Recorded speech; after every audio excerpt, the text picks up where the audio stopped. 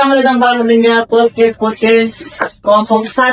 Kami adalah 4 orang ganteng yang akan membawakan podcast. Oke, podcast hari ini bertema tentang kejadian 1998 yang bisa kita bilang kategori tentang demo. Oke, sebelum itu kami akan memperkenalkan diri kami satu-satu. Perkenalkan, nama saya Emmanuel. Saya Noval. Saya Nova. Saya Muhammad. Tanpa pikir panjang waktu dan untuk menghabiskan waktu podcast kami supaya masih tidak terlalu panjang, kita langsung saja mulai. Kita mau dengarkan belakang terlebih dahulu ya teman-teman. Oke, kepada Pak Rafa, sebenarnya apa sih yang mengakibatkan kerusuhan 1998 itu menjadi sangat mudah sekali? Pemicunya itu ada banyak dari kompleks sebenarnya. Mulai dari krisis moneter Asia di tahun 97 itu tuh bikin nilai rupiah itu anjlok. Yang tadinya 2.400 rupiah per dolar itu jadi kurang lebih 16.000 rupiah per dolar. Itu bikin harga sembako pada naik, perusahaan pada bangkrut dan banyak yang pengangguran. Kedua, rakyat juga sudah muak dengan rezim Soeharto yang sudah berkuasa selama 32 tahun, serta banyak yang kolusi dan nepotisme. Dan juga Soeharto tidak siap. Jangan ganti posisi. Oke, jadi ini apa yang saya tanyakan dan apa yang dijelaskan oleh Pak Rafa ini tentang kondisi keuangan dan harga minyak bakar. Oke, sekarang kita beralih ke Pak Rizky. Jadi krisis ekonomi politik dan kekacauan rakyat itu semakin menumpuk. Nah, Pak Rizky, titik baliknya itu sering disebut strategi Trisakti. Bisa diceritakan? Betul, pada tanggal 12 Mei 1998 Trisakti telah demonstrasi secara damai. Awalnya terkendali aman-aman aja tuh awalnya, tapi setelah aparat menembak pendemo, ada empat orang mahasiswa tewas. Di antara lainnya bernama Elang Mulia Lesmana yang pertama, dan yang kedua ada bernama Hamidin Royan, dan yang ketiga ada Nazia Wansi, dan yang keempat bernama Kelly Hertanto. Dan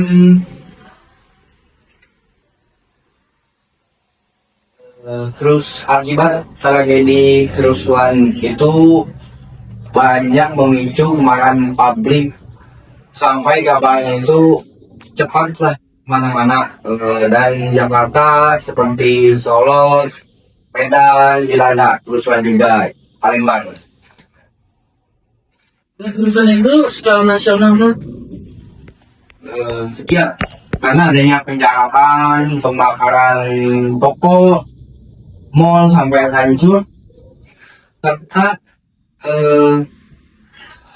melibatkan toko-toko etnis Tionghoa dijarah habis-habisan. Dan katanya ada laporan pada saat itu ada laporan adanya pemerkosaan kepada etnis Tionghoa.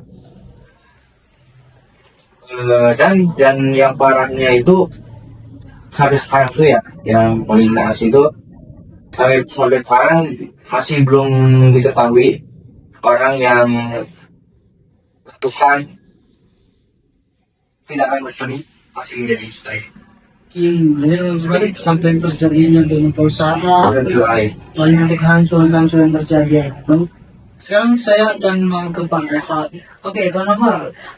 Kan Bapak berada di Jakarta, Bapak memiliki toko ada di sana kan? Oke, coba Bapak jelaskan apa yang terjadi di sana. Ya, saya punya kelontong di Glodok pada saat tanggal 13 Mei. Situasi udah mulai kacau. Besoknya masa datang menjarah toko-toko dan ada juga yang dibakar. itu seperti kiamat kecil. Tetangga-tetangga juga banyaknya kehilangan usaha dan juga banyaknya korban jiwa. Jadi cerita tentang Pak Nova ini juga cukup bisa dibilang sangat tragis ya. Sampai Pak Nova berkata itu bisa termasuk kiamat tentang kiamat-kiamat kecil ya. Walaupun bisa dibilang ya memang kiamat ini ya sekarang demo kita masyarakat yang melakukan hal yang tersebut membuat banyak terjadinya orang kehilangan segala apa yang dia punya, harta dan toko-toko lainnya. Jadi seperti itu ya teman-teman. Berarti masyarakat betul-betul menjadi korban di sana ya. Ya betul sekali.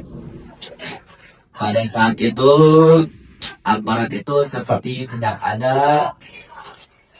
Banyak yang bilang aparat itu sengaja untuk memperpanjang masalah itu. Oke, sekarang kita akan bertanya kepada Pak Rafa.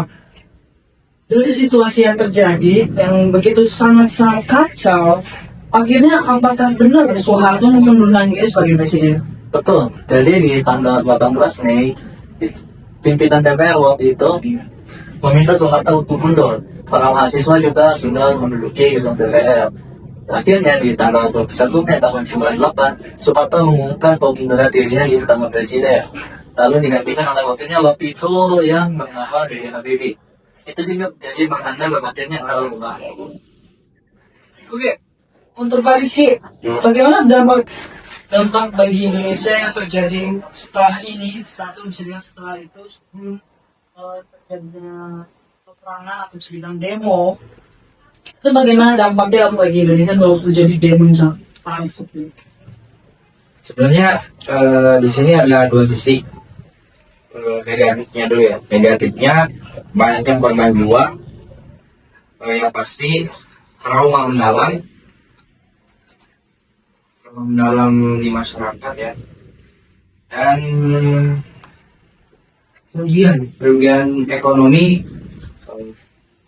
dan itu sampai triliunan rupiah. Dan di sini ada sisi positifnya.